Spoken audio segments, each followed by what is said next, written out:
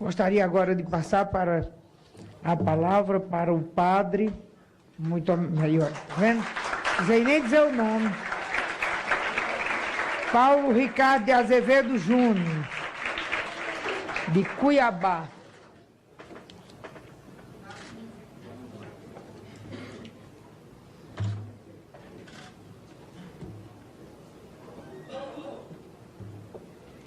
Ave Maria.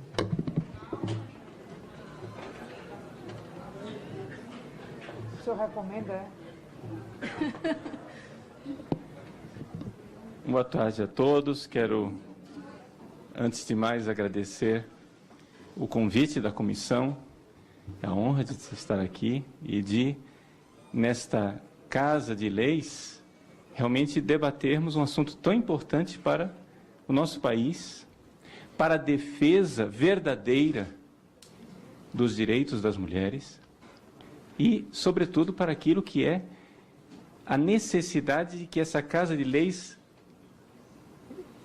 proponha legislações que representem mesmo esta necessidade, como foi apresentado pela doutora Amini, né, de defender a mulher. Agora, o que nos cabe aqui dizer, já desde o início, é o seguinte: se nós vamos defender o direito da mulher, nós temos que considerar que, a partir da Conferência Internacional de Direito de Defesa dos Direitos das Mulheres, em Pequim, a palavra gênero entrou como um vírus que roubou a agenda do verdadeiro direito das mulheres. Por quê? Porque o que acontece é o seguinte: foi feita toda uma articulação para, a partir da década de 90, se substituir sistematicamente a palavra sexo, que era aquilo que se usava antes, pela palavra gênero. A palavra gênero parece até mesmo uma palavra, digamos, mais polida, mais educada do que sexo, porque sexo tem essa conotação de relação sexual, né? Então, parece ser mais educado você dizer gênero. No entanto, isso foi um vírus que foi introjetado na agenda da verdadeira defesa do direito das mulheres, de tal forma que ela foi raptada para fazer uma outra coisa, que é desconstruir a família natural, nesta complementariedade de homem e de mulher, que gera a vida, como, aliás, foi até apresentado pela nossa expositora, né, doutora Amini Haddad Campos. Para a gente entender de onde vem isso, nós precisamos, então, começar com um pouco de história. Tudo começou no século XIX, com um senhor chamado Karl Marx, que, antes de morrer, deixou escritos, anotações de um estudo que ele fez, que não foi publicado em vida, foi publicado póstumamente por Engels, que é chamado A Origem da Família, da Propriedade Privada e do Estado. Nesse livro, Karl Marx explica a origem da família. E a origem da família, segundo Marx e Engels, é a seguinte: a família, essa realidade que nós conhecemos e da qual nós nascemos, é uma construção opressora. Ou seja, assim como para os marxistas existe uma opressão básica e fundamental, que é o fato de que o capitalista explora o trabalhador, Karl Marx, no final da vida, disse: não adianta nada nós estarmos agora trabalhando para o capitalista parar de oprimir o trabalhador, quando nós temos na família, na própria célula máter da sociedade, na célula básica da sociedade, nós temos a opressão. Por quê? Porque a família é o macho que oprime a mulher e os filhos como sua propriedade. Segundo Karl Marx, qual seria a origem da família? A origem da família, segundo ele, está no surgir do capitalismo. Não vamos agora entrar em debate se isso que ele está descrevendo é capitalismo ou não. Eu vou simplesmente expor a coisa como ela está lá. Mas, com a agricultura, todo mundo sabe que quando se começa a produzir na agricultura, se começa a produzir mais do que se pode consumir, há um acúmulo de riquezas. Qualquer dono de sítio sabe que você, né, produz frutas, e aí você tem mais frutas do que aquilo que sua família pode consumir. Então você vai acumular riquezas. Ora, para acumular riquezas, você precisa ter uma forma de guardar essa riqueza. Mas para guardar essa riqueza, do que adianta você guardar a riqueza se você não tem herdeiros? Então, segundo Karl Marx, a humanidade, na horda primitiva, todo mundo tinha sexo com todo mundo, livremente, sem estes preconceitos burgueses, dessa instituição burguesa chamada família. Todo mundo tinha sexo com todo mundo e, portanto, não se sabia quem eram os pais do sexo masculino, quem era o pai masculino daquela criança. Sabia-se quem era a mãe, porque a criança saiu daquela barriga. Evidente? Então, já que você sabe quem é a mãe, você não sabe quem é o pai. Mas a sociedade agrária opressora, no início do capitalismo, inventou a fidelidade monogâmica, ou poligâmica, se quiser, mas em todos os casos, o fato é o seguinte: o homem tinha uma mulher ou mulheres que ele podia ameaçar de morte caso ela não fosse fiel sexualmente, porque ele queria ter certeza que todos os filhos que ela trouxesse ao mundo fossem filhos dele, para que ele pudesse deixar herdeiros. Então, para Karl Marx, a origem da família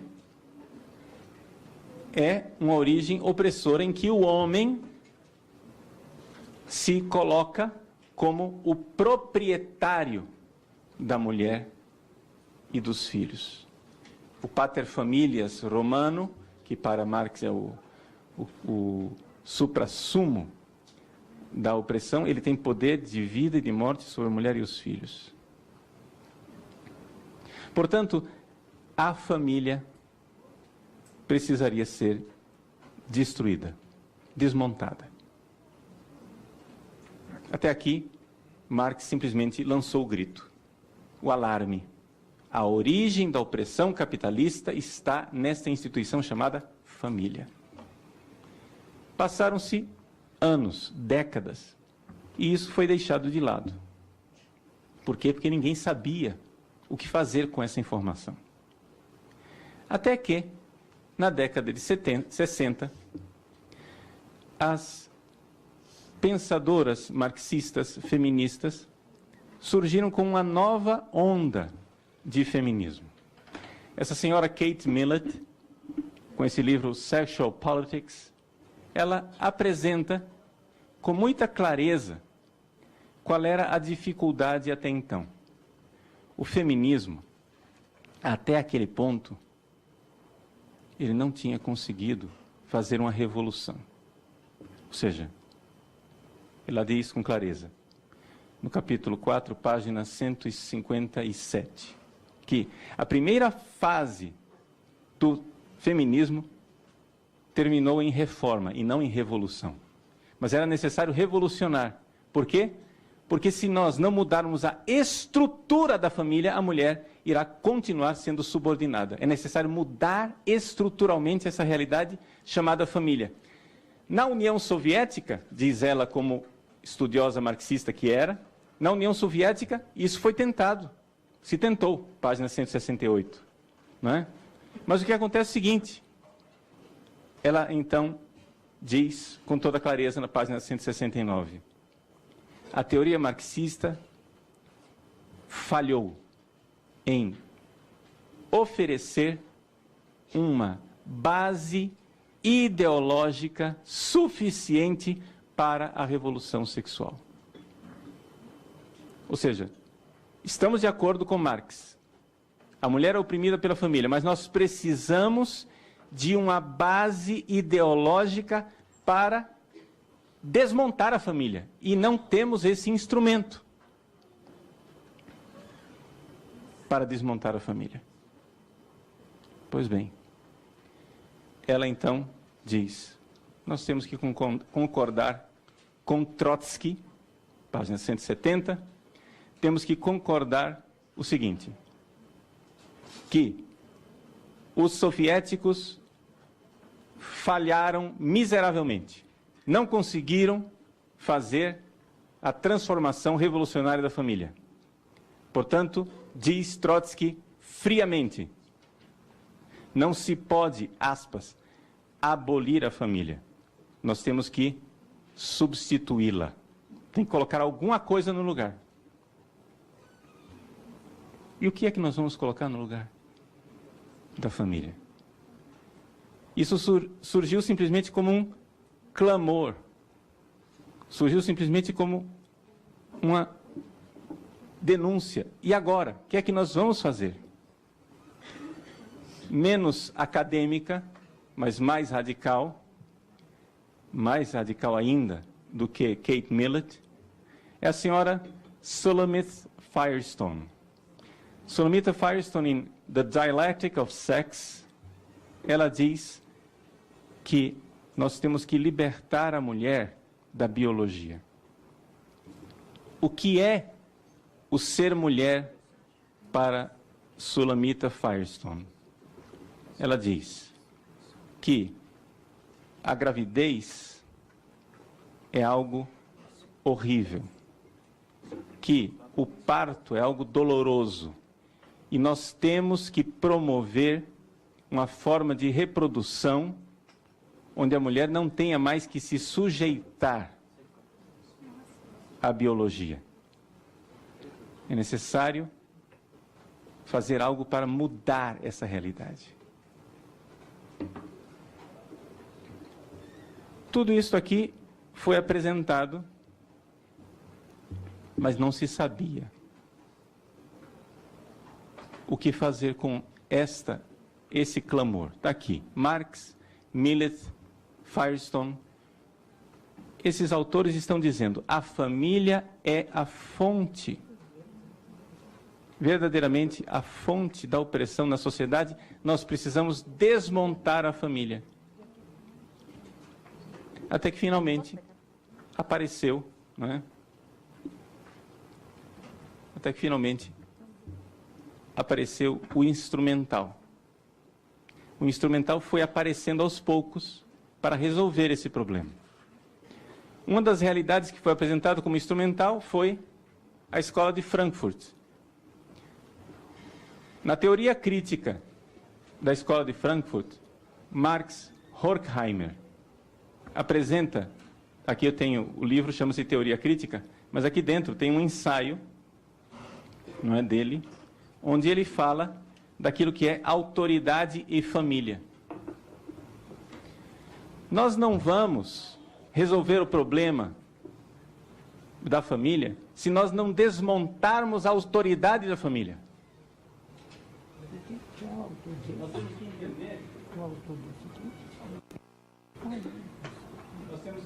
Nós temos que entender que a autoridade da família tem que ser desmontada, porque as pessoas elas não seguem silogismos, elas seguem uma autoridade.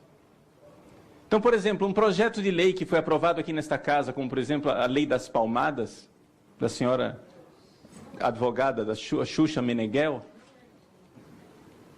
Vejam, o que acontece é o seguinte, essa lei, ela pode parecer que ela quer defender as crianças, mas uma criança que for espancada, já com o aparato legal que havia anteriormente, o criminoso iria para a cadeia. Qualquer pessoa espancada, não só a criança. Só que acontece o seguinte, o que está contido lá dentro da lei é o seguinte, se o pai ou a mãe sujeitar a criança a qualquer tipo de constrangimento,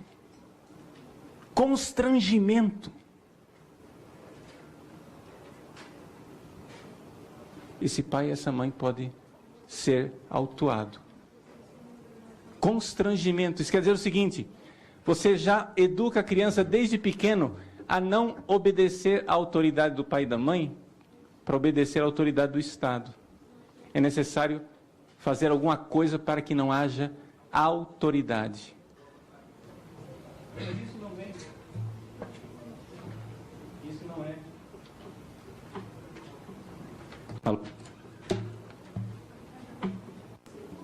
Isso não é. Pronto.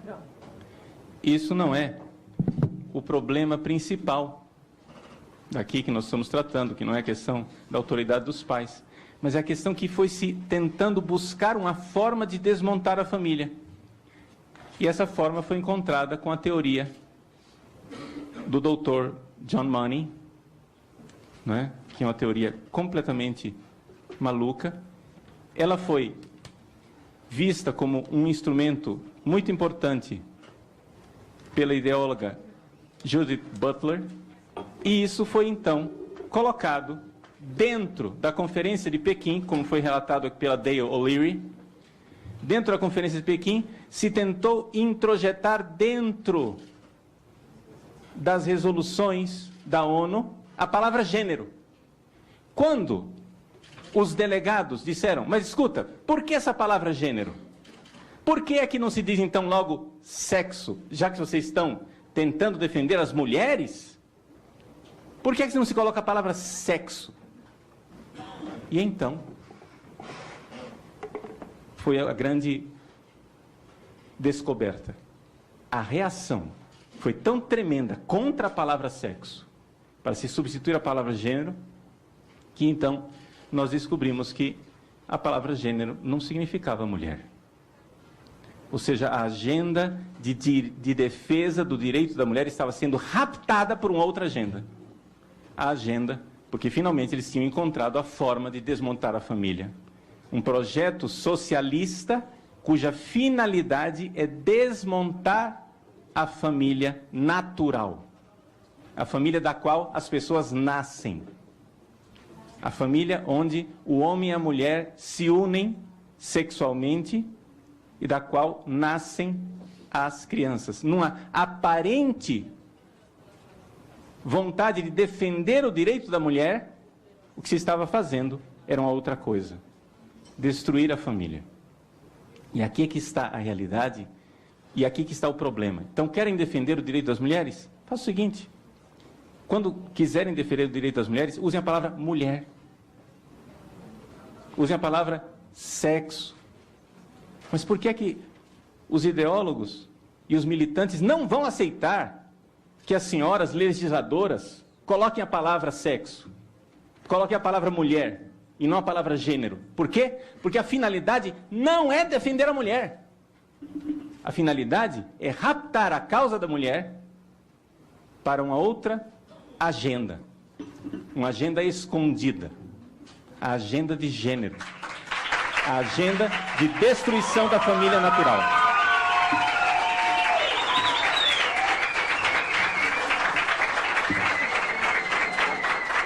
Por isso, que uma pessoa, se na democracia uma pessoa quer destruir a família natural, ela tem direito de querer isso. Mas ela tem também o dever de avisar aos eleitores que ela está fazendo isto. Porque isso daqui é acabar com a regra da democracia, onde as pessoas têm que ser informadas do que é que está acontecendo. Para concluir. Ou seja, é importante que a palavra gênero seja então definida. Seja definida. E é por isso que nós estamos aqui. Porque o que está por trás da palavra gênero não é a mulher, mas é uma agenda de destruição da família natural. Muito bem.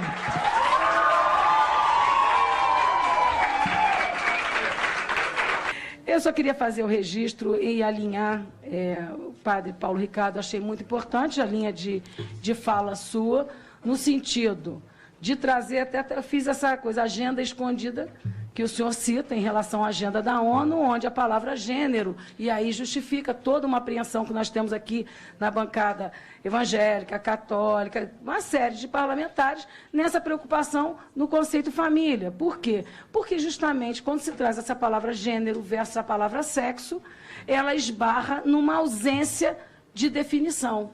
Então, seria possível esse conceito, legalmente falando, sem esbarrar? E aí a pergunta vai para os dois, para o Domênico e para o padre Paulo Ricardo, eu quero ouvir dos dois. Seria possível, por exemplo, resolver essa questão num projeto que, independente da discussão acadêmica, termos aqui a responsabilidade de conceituarmos exatamente o que vocês entendam como gênero, para que a gente possa avançar na questão feminina. Porque, segundo esta ótica, da forma com que foi apresentada, a palavra gênero rouba a identidade da mulher. O que a gente não quer. A gente quer avançar nas políticas públicas da mulher. De que forma nós poderíamos, por exemplo, contribuir com um projeto de lei conceituando isso sem ferir a visão acadêmica, sem abrir mão da discussão acadêmica? Eu, antes de passar a palavra para o padre Paulo Ricardo, eu vou trazer aqui as perguntas, então, do E-Democracia. Nós temos perguntas do André Luiz, aliás, todas as perguntas são dele, e nós vamos fazer, então, passar duas para o padre.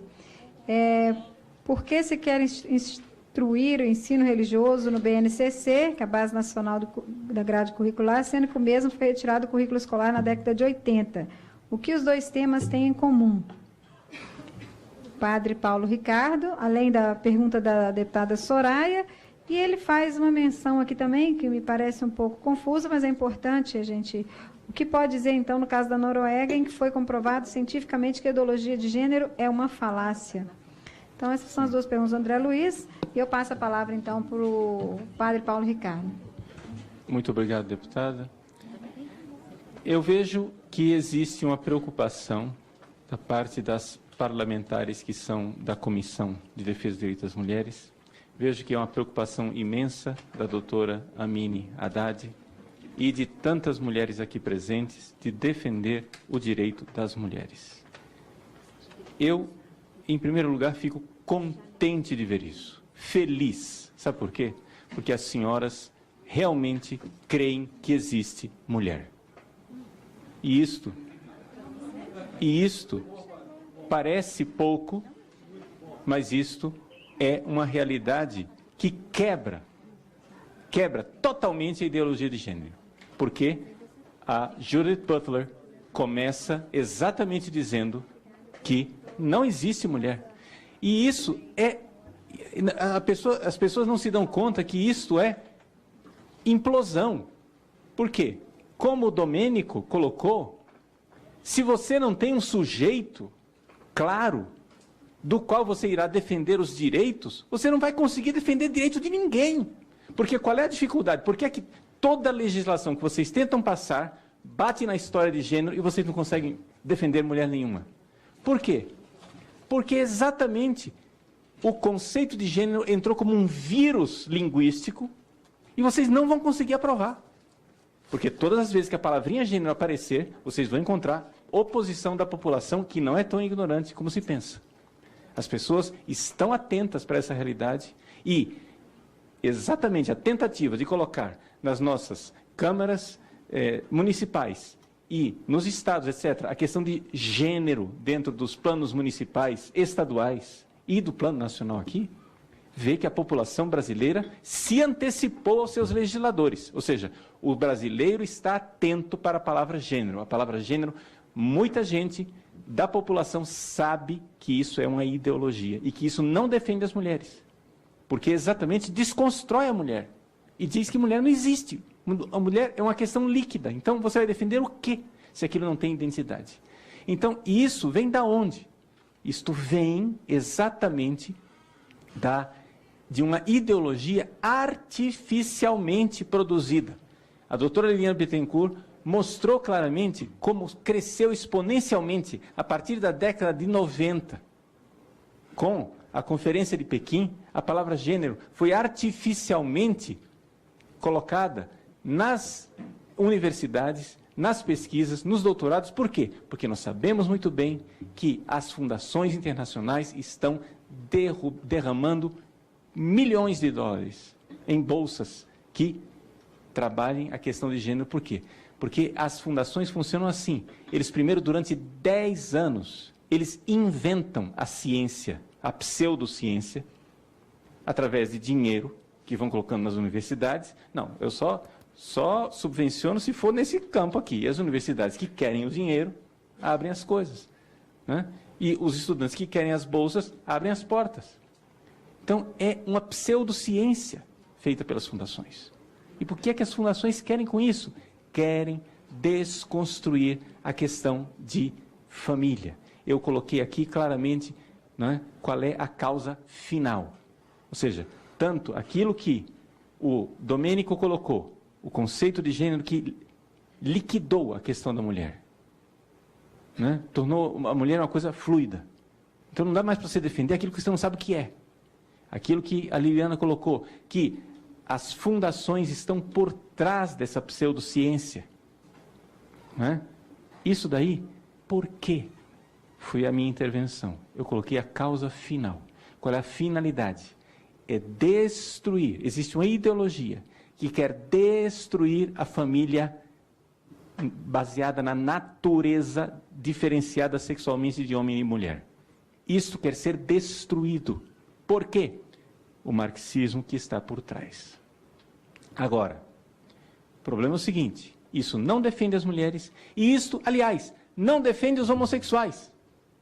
Porque no dia que eu vir um marxista vir aqui nesta casa ou em qualquer outro lugar condenar Cuba porque matou centenas de homossexuais no paredão, quando eu vir nesta casa um marxista condenar a União Soviética porque condenou milhares, até milhões de homossexuais aos gulag e aos campos de concentração, quando eu vir aqui nesta casa um marxista condenar o verdadeiro genocídio de homossexuais feito pelo regime que mais matou homossexuais na história da humanidade, eu vou acreditar que esses marxistas, com a ideologia de gênero, querem defender os homossexuais. Mas eles não. Eles não fazem isso. Eles não fazem isso. Por quê?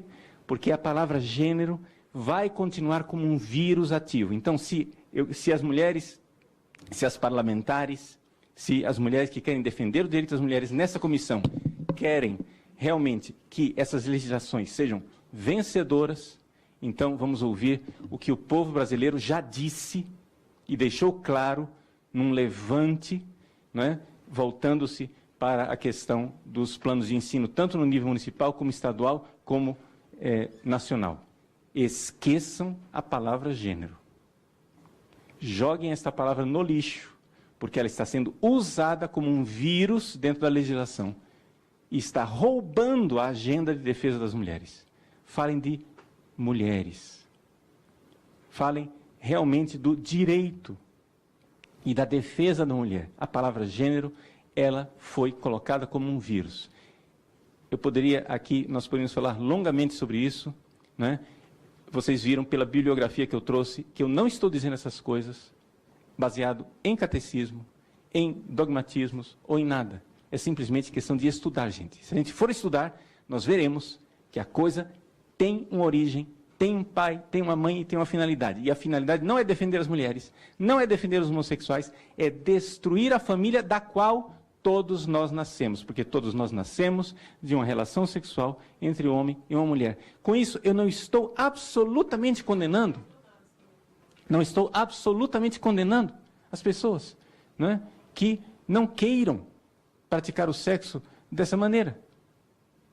Eu só acho o seguinte: nós estamos numa democracia. E se nós queremos destruir a família baseada na natureza, acho que os eleitores precisam saber disso. E eu tenho uma suspeita de que isso não irá vingar.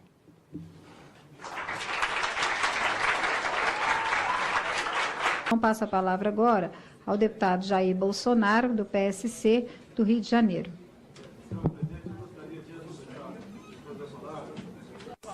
Que passasse um vídeo de 20 segundos. 20 segundos. Ok, deputado, está autorizado. Para contar uma história, que acho que vale a pena, né? Uma dificuldade era, um dos materiais didáticos, um dos filmes, tinha um beijo na boca.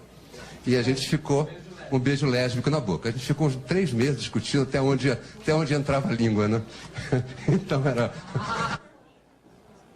Se alguém não entendeu, eu posso repetir. Esse cidadão aí chama-se André Lázaro. Em 2010, isso que ele falou foi aqui na Câmara, numa audiência pública. Seminário LGBT infantil. Dá nojo, dá asco. Esse cidadão aqui estava falando, Padre Ricardo, daqueles filmes que iam passar para o ensino fundamental. Um dos filmes era Beijo Lésbico. E ele passou rindo, olha a cara dele, rindo, dizendo que, por ocasião desse filme, ele passou 3 meses discutindo até onde a língua de uma menina ia entrar na boca de uma outra menina para o filme Beijo Lésbico, para as criancinhas. Detalhe, se alguém tem dúvida se é para criança ou não.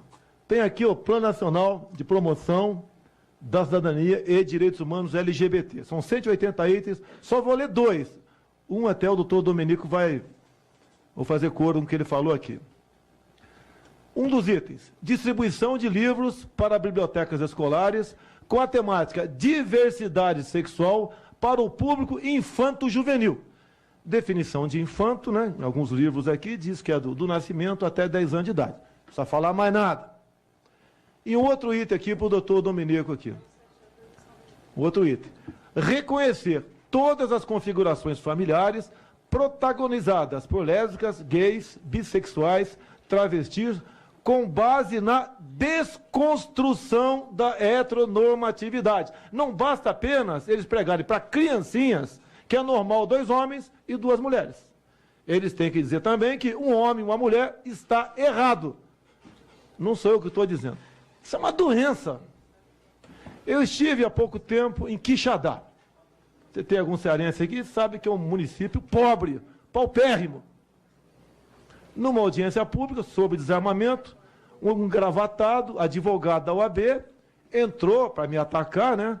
Que eu sou aquele elemento que discrimina, que prega o ódio, etc. E falou em ideologia de gênero. Como eu sou uma pessoa educada, esperei ele terminar de falar. E depois expliquei para aquele povo pobre, que não sabe e não sabia o que era ideologia de gênero, uma minoria sabia, expliquei. Ele foi enxotado do local da audiência pública. Quase foi linchado. E eu ri muito. Um pai ou uma mãe não quer encontrar o filho em casa brincando de boneca por influência da escola. Continuando. Esta barbaridade. Desculpa, Ricardo, mas essa briga toda começou comigo. Quando eu descobri em 2010 aquilo que foi convencionado a se chamar kit gay. Esse cidadão, André Lázaro, estava aqui. E daí eu passei a ser o maior homofóbico do mundo. Ninguém conhecia Jair Bolsonaro como homofóbico, né? Passou a ser conhecido como homofóbico, por estar defendendo as criancinhas. Por quê? Os debatedores, eu tenho vídeos, não é nem nota taquigráfica, é vídeo. Um dos debatedores aqui, dizendo claramente que ele participou de pesquisa em 11 capitais, o nome dele está em Diário Oficial da União, inclusive o nome social, foram 4 com nomes sociais, pesquisa em 11 capitais, e descobriram que nas escolas de ensino fundamental existe mais meninos gays que meninas lésbicas. Bem, como eu não estava presente, eu não pude questionar. Da tribuna da Câmara, questionei qual foi a metodologia para essas pessoas, que eu não vou adjetivar aqui, que eu sou uma pessoa muito educada. Tá? Qual foi a metodologia utilizada para que o Joãozinho, de 6 anos, ele falasse, esse é gay. Para a Mariazinha, de 7, essa é lésbica. Qual foi a metodologia destes crápulas que não respeitam a inocência das criancinhas em sala de aula? Não contente com isso. Bom debate, vou citar o nome do deputado para dar espaço para ela, né, que ela está dizendo que houve desequilíbrio. Equilíbrio bom teve na Comissão da Verdade, onde a guerrilheira bandida indicou 7 para julgar os militares. Tá ok? Publicou-se em Diário Oficial da União, de 12 de março do ano retrasado, a questão de banheiros e vestiários em escolas públicas. Ou seja, o menininho que se sentir-se gay pode frequentar o banheiro das meninas e vice-versa. Engraçado, né? Os barbados, com aquele negócio pendurado que diz que é gay, pode ir no banheiro das mulheres. Agora, as lésbicas não vão no banheiro dos homens nas rodoviárias. Impressionante, né? Agora, imagine o que passa na cabeça de um pai ao uma filha chegar em casa de 8, 9, 10 anos e falar que tinha meninos de 12, 13 anos no banheiro. Porque um moleque, quem já não foi garoto aqui, vai se passar por menina para ver as meninas fazendo pipi ou trocando de roupa no vestiário. O que o governo do PT quer com isso? O que eles querem com isso? Você não tem vergonha na cara? Isso é uma canalice. Não vou perder a linha. Se bem que quando falo em criancinha, eu tenho vontade de ir com as 4 patas no pescoço dessas pessoas. E não quero saber se é homem ou mulher, ou é bissexual, trissexual ou quadrissexual. Seja lá o que for. Nenhum pai admite isso. Nenhum pai admite isso. Talvez 1%. Talvez. Da boca para fora ainda. E nós temos que aguentar isso. Eu pensei que isso já fosse sepultado. Vai eu voltar na barra da mídia amanhã como homofóbico novamente. Estou me lixando para isso. Vocês vão se dar mal na campanha presidencial 2018. Que essa verdade vai ser ao vivo. Que a imprensa não me entrevista ao vivo, não. Vai lá, me entrevista num canto e depois escreve um montão de besteira a meu respeito. Como fizeram uma agora, sou o Marco Feliciano a meu respeito. Mais uma besteira. Não me entrevista ao vivo. São picaretas. Mas vamos continuar aqui. Olha só. O que um pai quer? Quer que o filho vá para a escola, aprenda a ler, escrever, física, química, matemática, biologia, seja alguém no futuro. Ou um bom empregado ou um excelente patrão. Exame do PISA, agora em fevereiro. Pegou a escola pública e privada. Garotada de 15 anos de idade. 15 anos de idade, Padre Ricardo. Doutor Domenico. 15 anos de idade. 67% não soube fazer uma regra de 3 simples. $1 vale R$4, $3 valem quanto? 67% não souberam. Se fosse só a escola pública, com o primeiro momento, essa patifaria que se discute aqui, de ideologia de gênero, era para a escola pública apenas, para o filho do pobre. Quer que o filho do pobre aprenda comportamento que o pai não quer na escola. Mas agora é para a escola privada também. Então 67% só fazer a regra de 3. 70% não sabem interpretar um texto. Um texto de um parágrafo de 3 linhas. O que esses caras querem para a criançada? Que cresçam imbecis? Que no futuro tem o título eleitor numa mão e o cartão de Bolsa Família na outra? Não falem que eu quero acabar com Bolsa Família, não. Eu quero acabar com a picaretagem, com a demagogia e dizer para o pobre que ele sai da miséria com instrução. E não com Bolsa Família. E nem com essa respeitabilidade de araque que eu estou vendo aqui. Parem de emboscar a criancinha em sala de aula. Isso é comportamento de canalha. Fale para mim que ser gay é legal. Fale pro vereador aqui, que está do meu lado aqui, que ser gay é legal. Fale para minha mãe que ser gay é legal. Agora eu tenho uma filha de 5 anos de idade. Não mostre isso para ela, que eu arrebento na porrada. E tem que ser assim. Não venho com palavras bonitas. Emboscando criancinha em sala de aula. E tem muito gay que é contra isso. E agora, para terminar, não tem nada a ver agora, só gay, né? Tem esse mais de livro aqui, que eu divulguei, esse livro aqui no começo do ano. Levou o MEC. Bolsonaro está mentindo. Doutor Domenico, é natural quando o senhor vai comprar um carro, é normal o senhor pedir, dá emplacamento.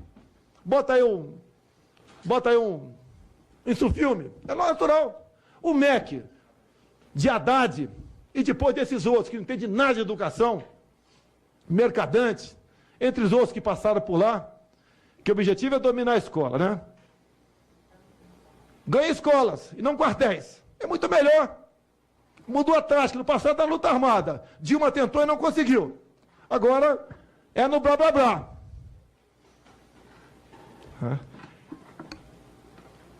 E agora, então, eles encomendam milhões de livros, né, gastam milhões e milhões, e pedem, a título de cortesia, livros como esse.